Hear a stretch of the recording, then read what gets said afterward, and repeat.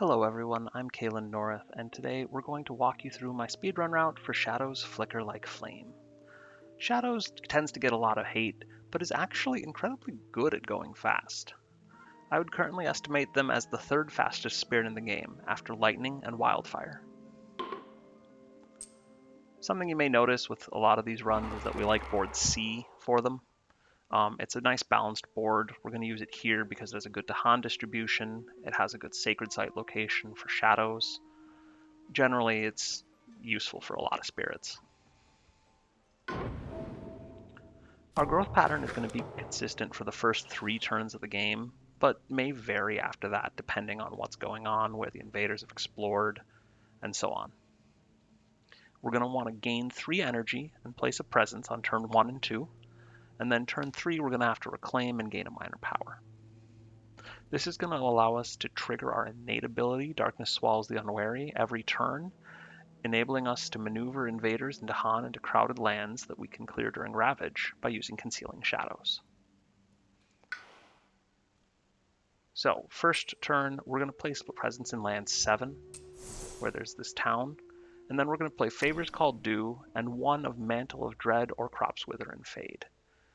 Now, Mantle of Dread is going to be our choice play here unless the invaders explored in the mountains first, in which case we're going to actually need to play Crops Wither and Fade. Otherwise, we'd rather save Crops Wither and Fade for next turn and play Mantle this turn. Darkness Swallows the Unwary is going to let us grab an Explorer. We're going to grab an Explorer from land 3, land 4, land 6, or land 8. In this case, you can see land 6 is obviously superior to land 2 because there's already an invading city in land 2, and so grabbing that Explorer doesn't do us any good. This will prevent a build and help concentrate invaders in a land where we can hopefully set up a counterattack, either this turn, the next turn, or the turn after that.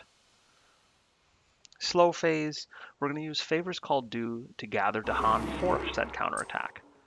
I'm going to actually leave these 2 Dahan in land 3 because of that Mountain Explorer, and hopefully we can set up a counterattack there on the next turn. And we only need 3 Dahan in order to get the bonus sphere off of Favors Called Due in this case. Mantle of Dread, we're going to use to push a town and an explorer out of land 7. If the invaders had explored in the mountains to begin with, we'd be using Crops Wither and Fade to shrink a city down to a town in land 7 and setting that up for a counterattack instead. So, Mantle of Dread. I'm actually going to push this Explorer back to land 6 because we still have a random Dahan there. We're going to be able to just rely on that counterattack to take care of that Explorer. Next up, turn 2, same growth option, gain 3 energy, add a presence.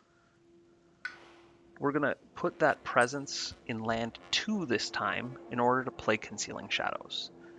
Now, Shadows Flicker Like Flame does have a special rule that lets us play 0 range powers in any land that has Dahan by paying an energy, but in this run, presence is going to be a lot less tight than energy is.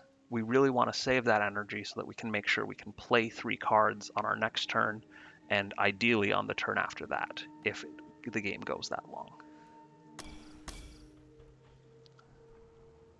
So, play Concealing Shadows, Crops Wither and Fade. We're going to use Darkness Swallows the Unwary to move this Explorer from land 7, leaving the Explorer in land 3. We could drag them into land 2 to die in the counterattack, but land 7 is a lot more vulnerable right now because it doesn't have any Dahan in it. So Explorer goes from land 7 to land 5. Concealing Shadows protects land 2. We will get a Blight there and lose a presence, but we are going to be able to take out a city and an Explorer. And here's a useful event. We're actually going to just use this to clear land 3, prevent a build. And with that fairly fortuitous event, we're going to get rid of the last town on the island.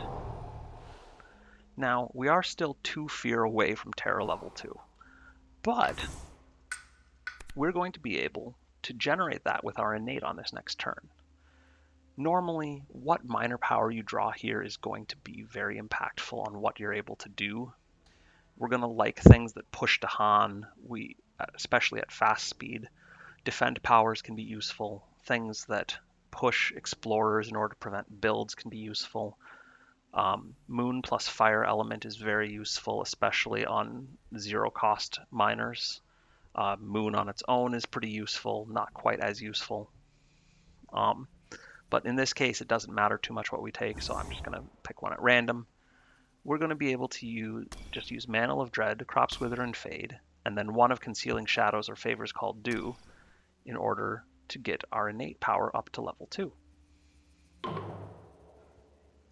That will let us destroy 2 explorers for 1 fear each, get to terror level 2, and end the game.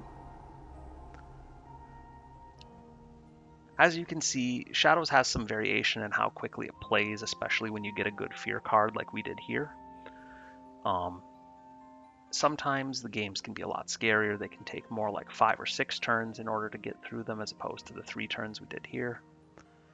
But its best case ends up being absurdly fast, mostly because of the power of Dahan counterattacks during ravages. So, good pattern of invader cards, maybe a lucky fear card. This run is very doable in under 2 minutes. Now, if this inspires you to try going fast, please check out the Spirit Island leaderboard on speedrun.com. There's a link in the description below. Thanks for watching. Bye, guys.